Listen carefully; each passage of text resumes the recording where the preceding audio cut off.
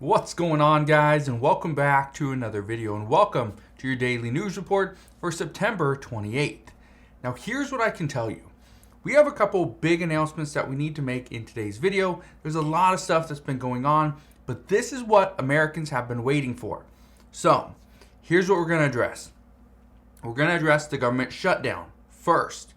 Then we are going to address the railroad strikes. There's some news that came out just recently. I want to address what's going on there. This is some good news, but also mixed in with some bad news. So make sure you watch this entire video. Also, feel free to hit that like button if you enjoyed today's video and share it with your friends and family over on Facebook as well so they can stay updated also. So let's get into the news. And again, if you have questions on any of this stuff, please ask your questions down in the comment section below. But here's what I can tell you. A government shutdown looks very unlikely at this point, which is a good thing. Because yesterday, the Senate advanced a stopgap bill after Senator Joe Manchin requested a section of the stopgap bill get removed. Now, by removing this permitting reform bill, it now had the support that it needed to get passed. Because there were, I think every single Republican was not happy with this permitting reform bill. And 2 Democrats were not going to vote for it either. That was Senator Sanders and Senator Kane. So, this got the votes that it needed. Now, the Senate, it needs to give final approval of this bill, and then it can send it over to the House for approval. The good news is, the House is back in session as of today. So, at this time, a government shutdown is looking very, very unlikely. That is the good news. One thing I can tell you though, and this is where some people are somewhat upset, is by passing a stopgap bill, what happens is funding doesn't change. It doesn't change. It goes back to the same 2022 fiscal year numbers. That's what they're moving forward with. All right. Now, we also know that this would actually last until December 16th.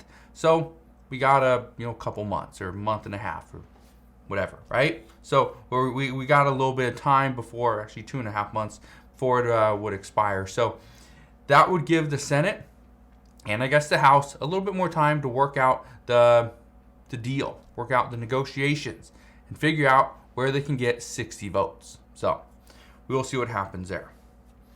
One thing we do know is that Senator Joe Manchin and Senate Majority Leader Chuck Schumer, they have stated that they are not done and they will try to get the permitting reform bill passed for the end of the year. Senate Majority Leader Chuck Schumer, he had this to say just yesterday. He said, and I quote, "Senator Manchin, myself, and others will continue to have conversations about the best way to ensure responsible permitting reform is passed before the end of the year." Now, this is what was expected all along. Okay, this is exactly what was expected. Now, many expected the permitting reform bill would have to be addressed later on in the year no matter what.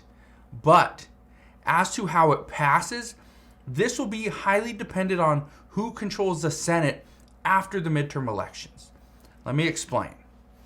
What we know is that even if the Senate goes from currently the Democrats control it, Democrats have the majority. Even though it's 50-50, Vice President Kamala Harris is the tie-breaking vote, so that gives them 51 votes over 50. That's why Democrats hold the majority. However, if things flip and Republicans hold the majority, it wouldn't happen until January. Okay? So there's that gap. Now, if Democrats remain in control, then the permitting reform bill will likely be put on hold until 2023. Okay? That is because chances are there's going to be either more Democrats or the same amount. If there's the same amount of Democrats, it might not change. We might see the permitting reform bill get addressed in 2022. But if there's more Democrats in 2023, then it would likely be pushed until 2023. Here's the difference. If Republicans gain control of the Senate, they hold the majority in January, then the expectation is that a vote on the permitting reform bill would happen sometime in November or December. That's what we're expecting. All right? And as soon as we get more information on that, which isn't going to happen until after the midterm elections, and we know who won, that's when we're going to get more information as to when these bills are actually going to be addressed and if they will pass. So we will see about that as the time comes. Now, let's talk about the railroad strike, okay, the possible railroad strike, because we've been hearing so much information about this. As of right now, most unions are going through the process of voting to ratify the labor agreement or go on strike. Those are their options. And at the moment, many union presidents, they don't feel that the deal is good enough for the workers to accept it. You're probably thinking, well, why would they come up with an agreement, a tentative agreement, but it's not going to be good enough? This is the best they could get. Here's what we know. As of today, one rail union, the International Brotherhood of Electrical Workers, they are scheduled to vote later on this week. That's a pretty big one. We know two unions have already approved the tentative deal, but the majority of unions won't have their voting completed until mid-November. They're not even voting on it yet. We also know that the International Association of Machinists and Aerospace Workers, this was the union that previously rejected its deal with the nation's freight railroads, and they did this earlier this month. They now have a new agreement, okay? But this can't be completely settled, and just because they agree on it doesn't mean it's settled with the other 11 unions. So all 12 unions need to accept this deal, or there is a potential strike on our hands. But here's what you need to know about that. There's over 115,000 railroad workers that can go on strike. But this can't happen until December 9th, as this is the new deadline for the recently approved cooling off period. Now, according to reports, unions expected another cooling off period, as it would push them past the midterm elections. And here's the reason why I bring this up. And I've mentioned this before. I've talked to many different railroad workers that said this exact same thing, that they were pretty much anticipating that they were going to see some type of pushback, and they were going to just be delayed. The strike would be delayed. Here's the reason why. They've been going through these negotiations for years, okay? For years, maybe like 2 or 3 years. Here's the problem. They cannot reach an agreement with the railroads. The unions cannot reach an agreement with the railroads. Okay? The workers are not happy. They want to change. Well, the only way to get the strike off the table at this point, according to multiple people, is if the Congress steps in and they make the unions and pretty much accept this deal. Like, this is the best you got. This is your deal. Here you go. Here's the problem. Congress is not going to do that right before a midterm election. Okay?